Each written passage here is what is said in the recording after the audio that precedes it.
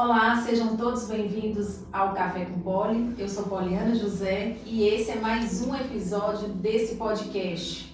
E hoje nós temos como convidada Márcia Magalhães. Ela é diretora de vendas da Farmácia Indiana, uma das maiores redes do mercado farmacêutico brasileiro. E é um prazer te receber aqui, Márcia. Seja bem-vinda.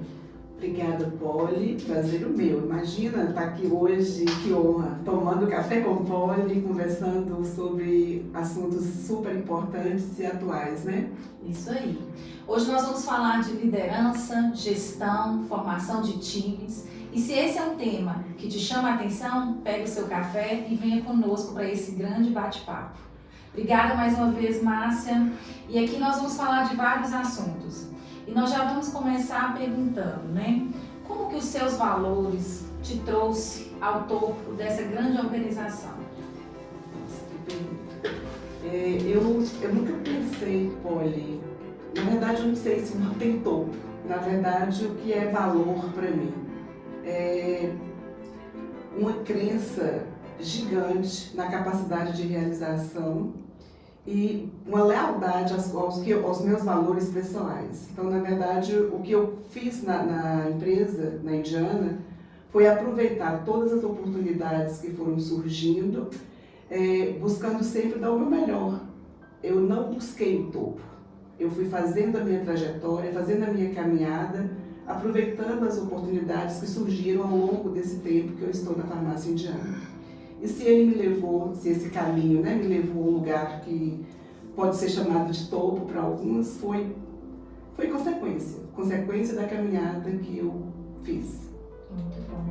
Quando você olha para trás, Márcia, no seu passado, né? Você veio do interior do Vale do Jequitinhonha e você veio uma menina com sonhos, né? Quais eram esses sonhos? Olha, um sonho, grande sonho. Eu queria sair da minha cidade para estudar e eu queria ser professora. Meu grande sonho, na verdade, era vir para um lugar que me desse a oportunidade de fazer faculdade. E aí eu me formei em pedagogia e era ficar aqui 4 anos, ficar em Teoflotone 4 anos, me formar e voltar para a minha cidade para trabalhar na área de educação. Quando você olha para essa profissão, né, professora, com certeza você já tinha despertado em você um talento que você olha hoje, você vê se converge com o que você faz hoje? Com certeza. Na verdade, eu acho que como é que eu vejo a atividade que eu exerço hoje?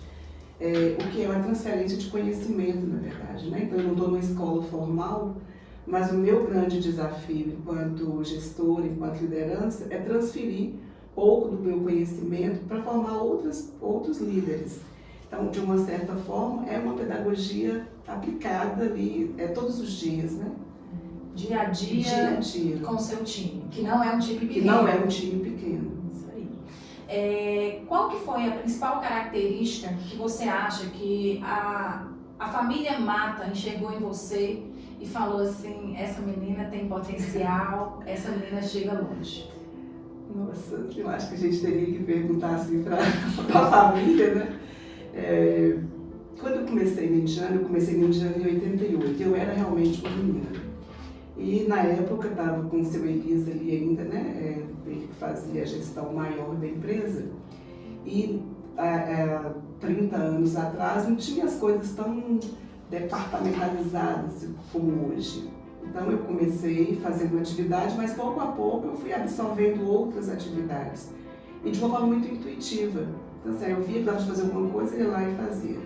Então eu fui ocupando alguns espaços na empresa e surgindo as oportunidades de fazer. Talvez essa disponibilidade minha em aprender, o desejo de aprender e fazendo as coisas, talvez foi o que me levou, que me manteve, né, na empresa por esse tempo. E aí Alexandre chegou em seguida, também recém-formado, e ficou eu, ele e Paulinho. Paulinho ficava mais na parte financeira e nós dois íamos fazendo as coisas. Então eu ajudava, precisa da manipulação, eu ia lá na manipulação. Precisa de estruturar um setor de compras, eu ia para o setor de compras. Então eu fui aproveitando realmente as oportunidades e sem medo, que eu acho que uma coisa que eu fico pensando, né, porque eu era realmente uma menina, sem fazer pedagogia, sem ter uma formação assim, de gestão, mas todas as oportunidades que apareciam eu encarava, com vontade de fazer dar certo. Então, assim, eu mergulhava naquilo e acabava que dava certo, né? E quando você falou aí sobre preencher espaços vazios, né? Hoje a gente vive num mundo extremamente frenético, o mundo do varejo, um mundo extremamente detalhista. Qual que é a dica que você dá para quem está chegando nesse mundo e como preencher esses espaços vazios? Que eu vejo extremamente importante. Primeiro é estar aberto para isso, né? Então, assim, eu estou na empresa, hoje eu estou ocupando a cadeira de diretoria de vendas. Estar na diretoria de vendas não me impede de olhar a empresa como um todo. É óbvio que eu não quero espaço de ninguém, né? Eu quero, mas se eu percebo que tem uma lacuna em algum lugar e eu tenho a disponibilidade, o conhecimento para fazer, por que não? Então, para isso, o que a gente precisa estar buscando continuamente se preparar, né? Então, assim, estudar, ler, ficar atento, prestar atenção e não ficar fechado ali no seu quadradinho, no seu silo. Então, estar aberto, eu acho que é um ponto. E se preparar, né? Porque também não adianta só eu querer não buscar nenhum tipo de qualificação que me possibilite ocupar esses espaços. Olhando também para a liderança humanizada, colaborativa, que tanto tem se falado no mundo como um todo, né? No mundo corporativo como um todo, como é que você define a sua gestão? Eu acho que como é que eu vejo, assim, eu acho que a gente não chega a lugar nenhum só, né? Antes a gente tinha uma visão de liderança, assim, o líder tem que ser o líder impecável, que não erra, que tem que fazer tudo sozinho, que tem que construir tudo sozinho. E ao longo dessa minha caminhada, o que eu fui vendo foi exatamente o contrário. Líder fraqueja, líder é vulnerável, tem problema, tem dores também. E à medida que a gente vai permitindo que os outros também conheçam esse outro lado da gente mais vulnerável, a gente deixa de ser o intocável para ser alguém que está ali no dia a dia. Estar com as pessoas próximas te permite conhecer as pessoas. E aí você vai conseguindo identificar talentos, quem que pode vir com você com a tarefa. E é tão natural que você não precisa ficar pedindo, basta você ter olhos para perceber, para olhar as pessoas de verdade. E o que eu vejo como uma característica minha no meu perfil de liderança é porque eu realmente, quando eu estou com as pessoas, eu estou com as pessoas. Então isso me permite ter uma visão de uma forma, não vou dizer aprofundada, mas me dá uma boa visão das pessoas que estão comigo. E a liderança humanizada é isso, é assim, a gente primeiro se colocar como uma pessoa, sou gente, né? Sim. Ocupar um cargo de liderança não me coloca num patamar diferente de ninguém.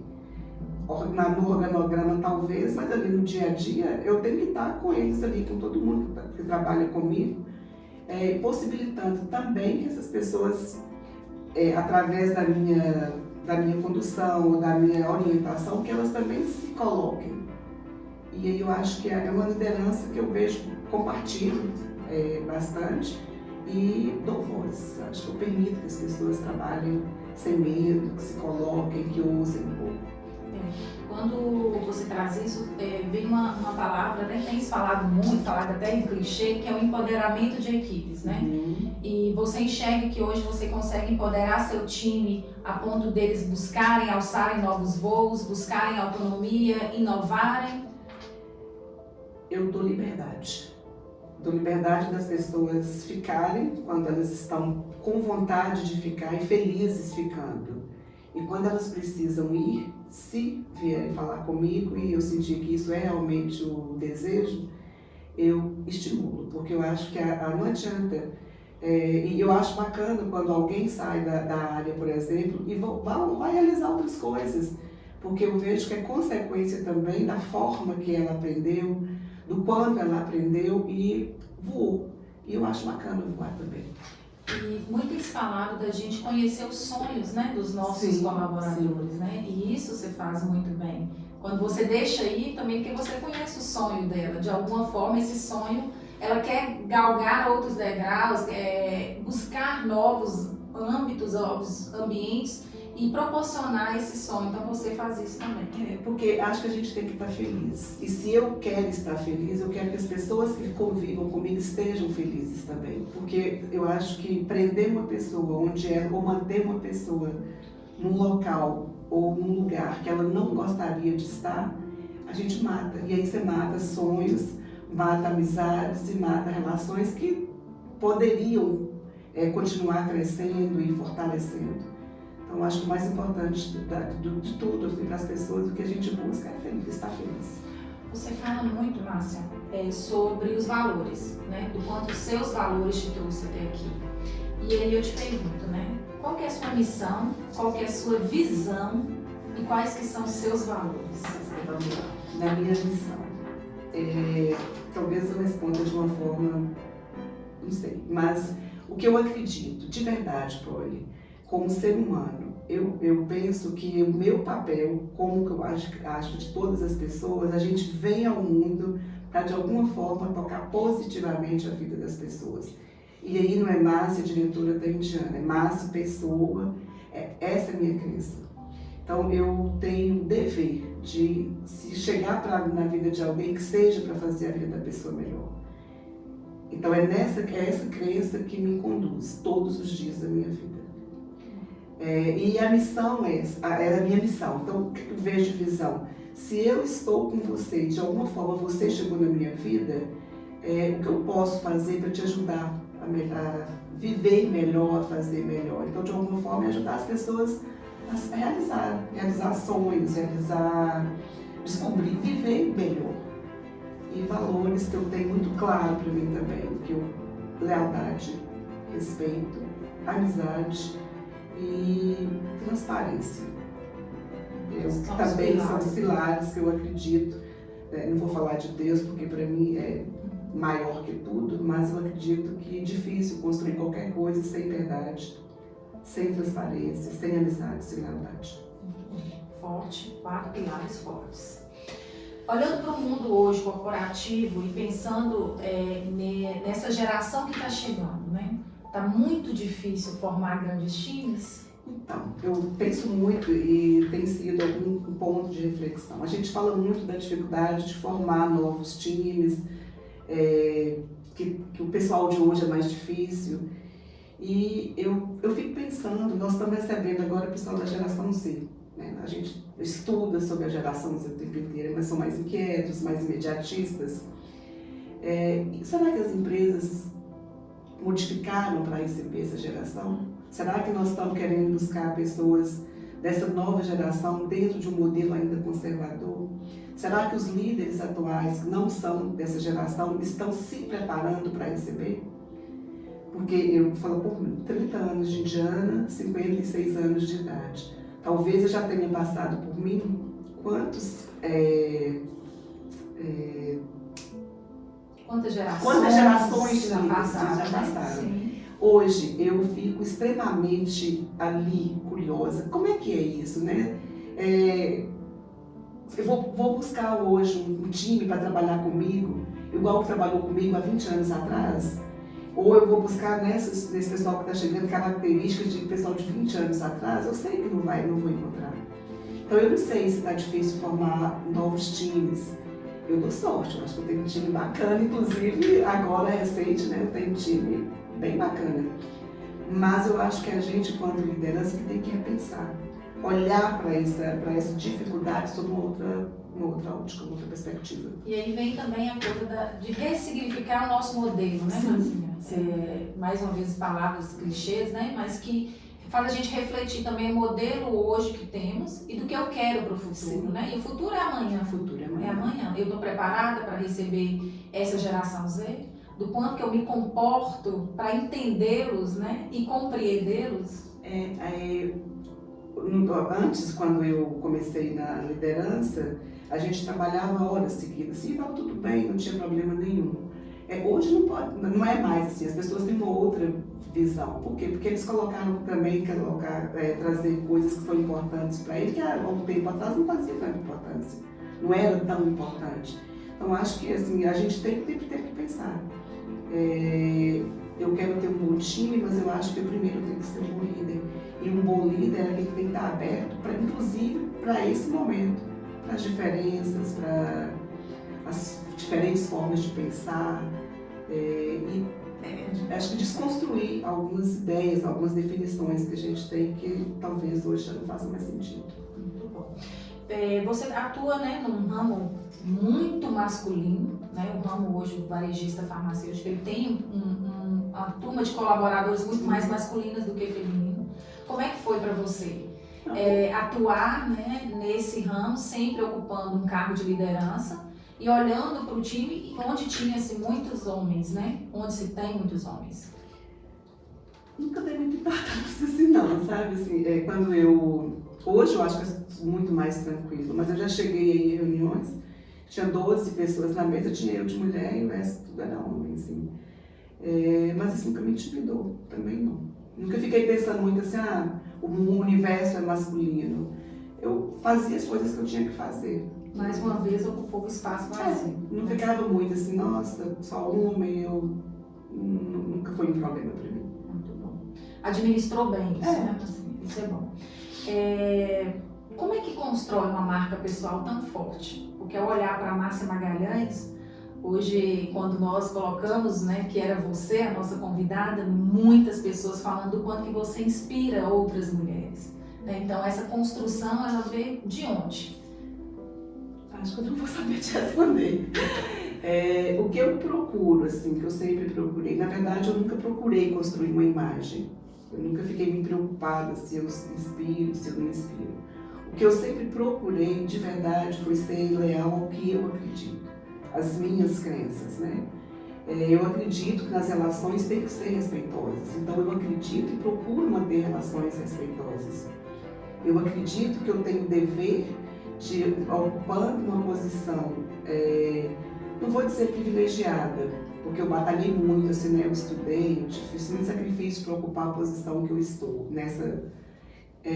mas estando na posição que eu estou e tendo acesso a algumas informações, a uma condição de vida melhor, eu não posso deixar de olhar para a pessoa que trabalha comigo com um olhar de olhar com superioridade. Eu acredito nisso. Então, assim, se eu posso ajudar alguém a subir, se eu posso de alguma forma contribuir para tornar a vida da pessoa mais fácil, se eu posso oferecer alguma oportunidade para as pessoas crescerem, por que não? Né? Então, se essa é a minha marca, e se foi isso que me ajudou a construir, foi isso que eu fiz. Eu só olhei para as pessoas como pessoas igual a mim, que momentaneamente ocupam posições, às vezes, né, hierarquicamente no organograma, mas nas relações eu procuro viver o que eu acredito, respeito e, se puder ser útil, eu vou ser útil sempre. Mais uma vez, valores vindo enraizados e você trazendo isso para a gestão, né? Agora uma reflexão, Márcia, pensando um pouco aí no presente, passado e futuro, né? Nessas passagens no tempo, como é que você lida? Como é que você lida com o presente? Como é que você pensa do passado? O que você pensa do passado? E como é que você pensa no futuro? Se isso é algo que te incomoda ou se você tenta viver o presente? Eu tento viver o presente, mas eu amo o meu passado. Assim, sabe? Eu acho que foi uma história bacana. Eu gosto de contar meus causos, né? Assim, de onde eu vim, como é que eu cheguei até aqui. É algo que realmente me agrada. Para o futuro, eu procuro viver bem o presente e me preparar. Mas assim, eu não sou muito ansiosa de ficar pensando em amanhã como vai ser.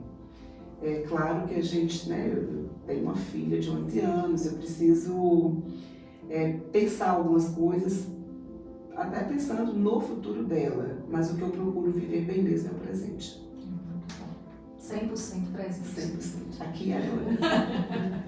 E já que você trouxe aí, né, sua moça, Helena, né, como é que equilibra esses pratos aí da vida pessoal e da vida profissional?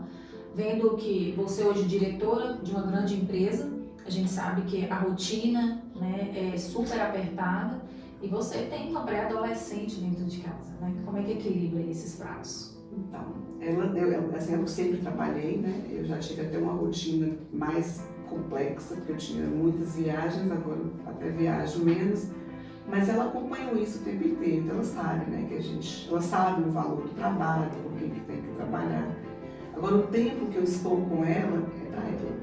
Então, assim, finais de semana, eu dou inteiro para ela. E ela sabe disso, né? E eu procuro incluir o máximo na minha rotina. Às vezes eu levo trabalho, falo muito, né? Assim, discuto com ela algumas coisas do trabalho, para ela saber que é necessário, é importante. Não dá para eu ficar o tempo inteiro ali com ela, né? E para que ela cresça também sabendo que é através do trabalho que se realiza. Então ela é parte ativa do meu dia a dia. Assim, não é só a filha que fica lá e que eu não, ela participa bastante. E eu procuro incluí-la o máximo que eu posso na minha vida, assim, também, né, de trabalho. E olhando aí para sua família, né, Marcinha, que é também o seu pilar, né? Uhum.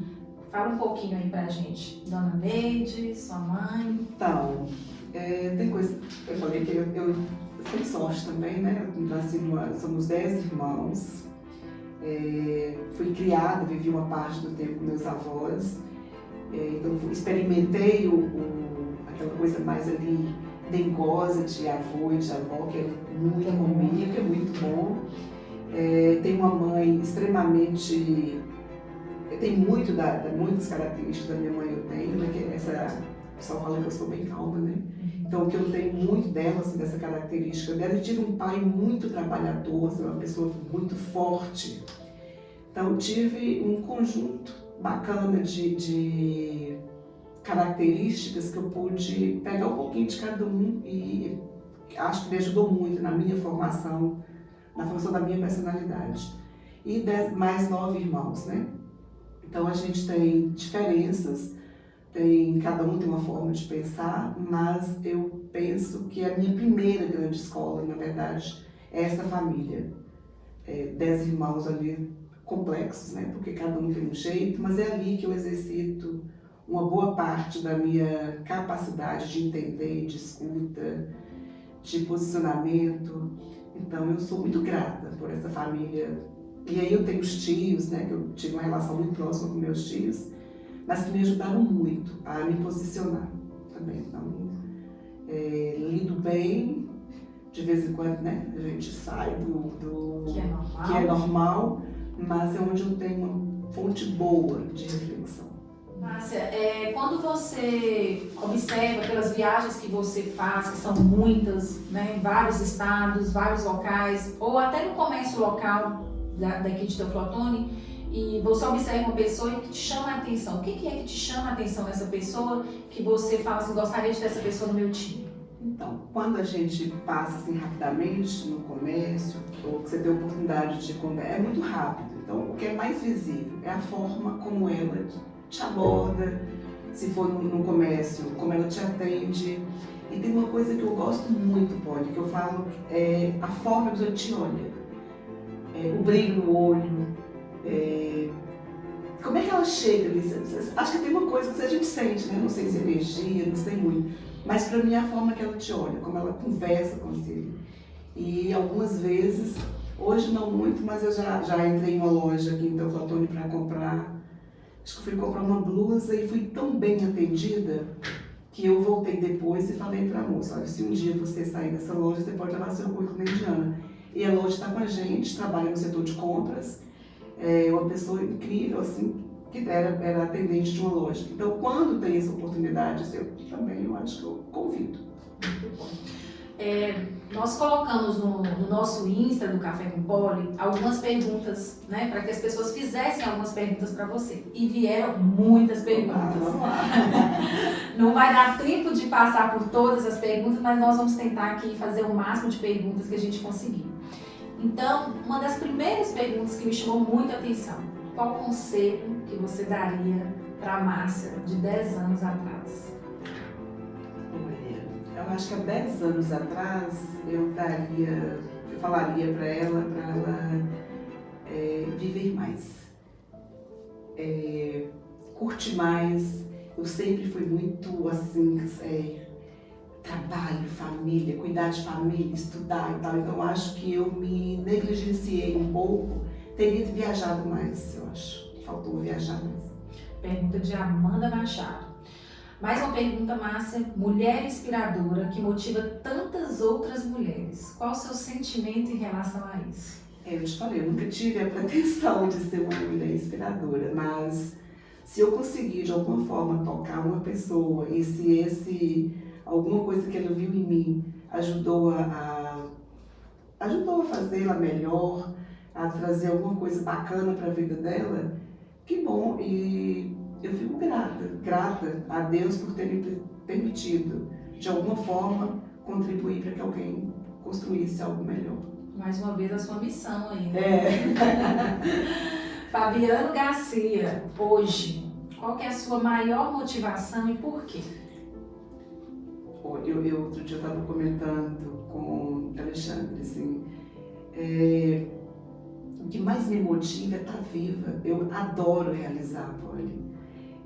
Quando aparece qualquer desafio, assim, nossa, eu fico doida para poder. Então, vai dar certo. Então, assim, eu gosto de fazer, ajudar a realizar coisas, assim, dentro da empresa, ver a empresa crescer num momento, assim, cheio de novidades. Então, no trabalho, o que me motiva mesmo é sempre a possibilidade de fazer algo diferente. E na vida pessoal, assim, hoje, né, assim, é quem me inspira, me dá muita vontade de fazer, construir para ela, assim, não de construir uma vida para a vida dela ficar mais fácil, mas de me renovar todo dia para que eu consiga viver com ela cada vez mais, com mais qualidade. Eu penso que quando a gente realiza, a gente se renova. Então, é isso que me motiva. Agora, Ivana, como manter essa serenidade em um universo tão frenético? Então, todo mundo fala que eu sou muito calma, que eu sou muito serena, acho que eu sou mesmo. E acho que, às vezes, as pessoas têm uma necessidade muito grande de parecer que estão sempre muito ocupadas e fazendo muitas coisas. O que eu procuro é, primeiro, me organizar um pouco, assim, né? Eu não consigo resolver tudo ao mesmo tempo. E eu tenho uma característica, assim, para tomar decisões, eu não sou tão rápida. Eu preciso ter um tempo para eu entender o problema, para saber. Não sei se é bom ou se é ruim, mas eu escolhi não me ferir. Então eu me dou o tempo que eu acho que é necessário para que eu faça as coisas que precisam ser feitas, mas sem acelerar muito, porque aí eu estaria me ferindo. Então, assim, o que é urgente? Se eu tiver 3 atividades, tem uma que é muito urgente, eu concentro naquela e depois eu vou pensando nas outras. Porque é o meu ritmo e eu não posso, se eu não respeitar o meu ritmo, como é que eu vou fazer, né? Mas isso então, também é um equilíbrio que você conseguiu, né? E eu trabalho muito isso. Assim, então, hoje, por exemplo, eu trabalho, hoje eu procuro meditar. Quando a coisa está muito complexa, respira, porque senão a gente pira, né? E eu acho que ter qualidade, decidir com tranquilidade ajuda a gente a tomar decisões, errar menos nas decisões. Quando eu propus esse podcast, a gente trouxe o tema empreendedorismo feminino e você é uma intraempreendedora, né? Você empreende num negócio gigante, que é a farmácia indiana, né? E eu pensei em 3 pilares, né, para intraempreender, que eu acredito que são fortes e que fazem com que a gente consiga chegar, né, onde a gente quer, sendo desafiada diariamente, porque eu acredito que você é desafiada diariamente. Mas 3 pilares que eu gostaria de ouvir de você, assim, o que você pensa em relação, qual que é o seu viés com esses 3 pilares, que são família, Deus e sucesso? Deus, para mim, é a base, é a fonte, é onde me conecta com todas as outras coisas. Eu penso no Deus, é tudo, assim, eu não tenho outra definição de Deus, é base, e não estou falando aí de religião, né? Estou falando de uma força maior que para mim, que orquestra tudo. A família é o porto, é para onde a gente sempre volta. Você vai para um monte de lugar, mas é na família que você tem ali o seu acalento. Quando a coisa está feia demais, é para lá que você volta. Então, para mim é sempre o porto onde eu volto 1000 vezes, quantas vezes necessário. E sucesso, eu acho que é uma relação não tem essa definição de sucesso, talvez um pouco, eu tenho um pouco diferente. Né? Sucesso é o que te faz bem, é o que te realiza enquanto pessoa. Que para alguns pode ser ter muito dinheiro, para outros pode ter muitos bens, e para outros pode ser só a possibilidade de você ser quem você é. Então eu não tenho uma relação, uma definição para o sucesso, porque eu acho que é muito pessoal a forma como cada um lida com a palavra sucesso. Muito bom, o podcast está maravilhoso. Márcia, fala para mim, você tem lido algum livro? Tem alguma indicação para fazer? Poderia estar lendo mais. Sabe que eu gosto de ler, mas eu misturo, né? Eu gosto de ler poesia, eu gosto de ler romance, eu gosto de ler livro técnico. Agora, nesse momento, eu estou lendo, é um livro acho que de 2010, Uma Lógica do Consumo. Estou terminando de ler por um outro, aí um motivo de trabalho mesmo. Eu já tinha lido um tempo atrás, estou fazendo uma releitura agora. Eu leio Cecília Meirelles, Fernando Pessoa, gosto muito. Muito bom. Um tempo atrás, Márcia, eu não trabalhava na Indiana. Isso tem algum tempo, né? Eu trabalhava em outra empresa, fiquei pouco tempo nessa empresa. E eu estava numa loja de roupas aqui na cidade, e ela era em frente à loja matriz. Eu acho que eu nunca te contei isso. E aí eu estava fazendo uma compra e fui para o caixa pagar, e tinha dois adolescentes, meninos de rua. E aí quando eu cheguei no caixa, eles estavam falando com o proprietário. E foi assim, emocionante. Eu falo o dia que eu tive a primeira vez. Eles falaram assim, aquela moça mandou eu pegar uma calça jeans aqui. Aí ele falou, quem? Aí ele olhou para a porta, a loja era de frente, você estava na porta e você fez um joia, que era para dar uma calça para aqueles dois meninos. De onde surgiu o desejo de ajudar, que você traz com tanta força, com tanta energia, e você ajuda tantas pessoas, e que muitas vezes as pessoas que estão nos ouvindo não têm nem noção. Nossa, aqueles dois meninos, eu sei quem são, era Adriano e Fernando. Eles moravam num abrigo, aqui num abrigo de adolescente, que eu comecei a ajudar. Hoje o abrigo não existe mais. Não vou dizer de culpa, mas se tem uma coisa que eu acho que eu falhei na minha missão, foi com aquelas dois adolescentes. Por quê? Eu criei neles uma expectativa, porque eu visitava o abrigo todo sábado e às vezes eu levava eles para passar o final de semana, no domingo, comigo, né, na minha casa. E depois eu perdi, eu mudei de cidade, acho que eu morei um tempo em Valadares e ficou esse... E quando eu voltei, o abrigo não existia mais, eles dois tinham ido morar, acho que na rua, eu perdi contato com eles. Mas, na verdade, eu falei do começo, acho que foi a primeira coisa que eu falei, né, quando você falou da missão, eu acredito de verdade que a gente tem um compromisso com as pessoas que estão. Então, se eu tenho um pouco mais, não tem por que não dividir. E claro que a gente divide de uma forma muito... Né, você não divide igualmente, né? Você divide ali, você ajuda um pouco, mas uma coisa que me sensibiliza muito é ver pessoas passando necessidade, assim. E quando eu posso, eu realmente eu procuro ajudar da forma que eu consigo, da forma que eu posso. E acho que eu ainda devo muito, assim, né? Porque eu me considero uma pessoa bastante privilegiada, né? Embora sou de família humilde, assim, né? A gente nunca teve muita grana, mas a gente teve tudo que precisava ter. E eu acho que eu ainda tive um pouco mais, né? Consegui, pensando assim, de família pobre, de cidade interior, que tem oportunidade de estudar, de fazer uma faculdade, depois de fazer especialização, ter um emprego legal, morar legal. Então, eu me considero bastante privilegiada nesse sentido. Então, não vou dizer que é uma obrigação, mas eu acho que a gente tem minimamente um compromisso de olhar um pouquinho, de cuidar um pouquinho de quem está no nosso entorno.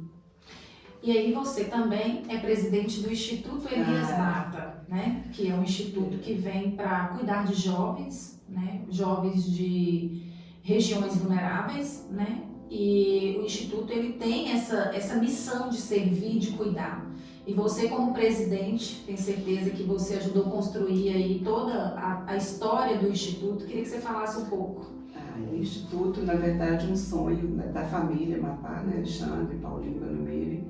E a que eu ajudei, assim, dar os primeiros passos, né? Ajudar na construção do estatuto. A gente está trabalhando ainda, assim, está muito embrionário ainda no Instituto, mas eu tenho certeza que vai ser algo que vai crescer e que vai poder fazer muito, assim. E aí eu sou muito grata e feliz por eles terem colocado esse projeto, tirado do papel e transformado em realidade. Então hoje nós estamos com 21, eram 30, mas dos 30 tem 21 menores que já foram inclusive contratados. Quase todos eles estão trabalhando na Indiana, alguns já contratados mesmo, de carteira assinada, outros como estagiário. E o objetivo é que a gente ajude realmente a colocá-los no mercado de trabalho sem abrir mão da educação. Acho que em 2023 vai vir novidades aí, está fazendo parcerias aí com alguns laboratórios, com o Sebrae. Então a gente tem, daqui a pouquinho vai sair novidade interessante aí para o Instituto. E poder talvez abrir mais para a comunidade conhecer, né? Porque ainda está naquela fase de, ele começou com a pandemia, então a gente ficou impossibilitado de fazer algumas coisas, mas eu acredito que 2023 vai ser um ano diferente para o Instituto. Ajudar a formar esses jovens para o mercado de trabalho, para outras empresas. Eu acho bem interessante e nós estamos felizes, embora ainda seja só 30, né?